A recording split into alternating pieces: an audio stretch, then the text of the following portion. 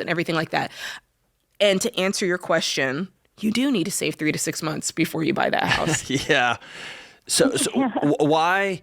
Okay, so you've been on this road before.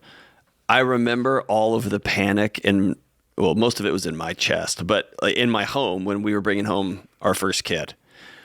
And I remember just looking at this tiny little lump of a human that couldn't move and was swaddled and was laying there and was just so loud. What is it about 6 months after October that you couldn't manage with just bringing home another 10-pound glob, right? You get what I'm saying? I know I said that very not nice, but it's a 2-bedroom townhouse.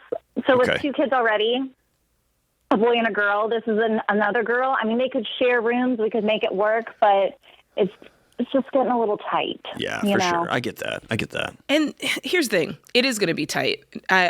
John and I aren't going to sit here and tell you that it's not going to be uncomfortable. But my question to you would be, how quickly can we get out of the discomfort and do it in a way that's really financially responsible? So what's you guys' income? Right now, I'm the primary breadwinner since my husband just started a business. So I'm $110,000 a year. Now, what's going to happen when the baby comes? Have you talked about that yet? You've got maternity leave or what? Yep, I'm a teacher, so there's no maternity leave, but I will have 8 weeks for my C-section, and I'll be right back in there. Ooh, that's cutting it close on a C-section. Yep. Wow. That's cutting it close. I'm just saying, I'll never sing that song again. But this backs up what I'm saying even more, because the truth is, I've had 2, and the truth is, you don't know how you're going to feel. That's the truth. Right. And that backs up what John and I are saying even more, to say, okay, let's cool out. Let's stack up money, because if you need to take a couple extra weeks, if you're not feeling quite right, if standing on your feet for however many plus hours a day as a teacher, I mean, I'm just saying, please wait, because that's going to give you the freedom of, if you want to take a little bit more time, you can.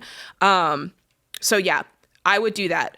Let's go back to what we talked about before, which is how long can it take us to stack up the 3 to 6 months so that we can then start purchasing the new house. With $110,000, what do you see your husband's income doing between now and then? It kind of fluctuates right now. Like I said, he just started a business, so we're hoping he got it up and running in November. So we're hoping that starts turning a profit. But it's a used car dealership, so it's just like inventory and things like that. So hopefully that will change. What's his business plan say? Like, what's his business plan say? What should he be making by, I don't know, say January?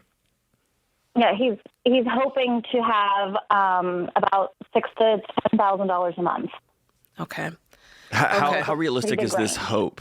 Because I hope I get $1 million on the way home, but probably not, right? How realistic is this hope? He's getting close for starting in November. He's getting close to breaking even now. So as long as inventory can stay consistent, then it is very reasonable. He's making about 3 to 4 right now a month. So and there's nothing going on globally that could possibly interrupt anything. So that's cool. Of course. Jeez Louise. Man, you guys have a lot of variables here, and there's a lot of uncertainty. And I'm not saying this because I don't want you to worry. I just want you to be smart. When I look at these variables, I don't think, there's a lot to worry about. I just go, we need to be thoughtful in how we move forward.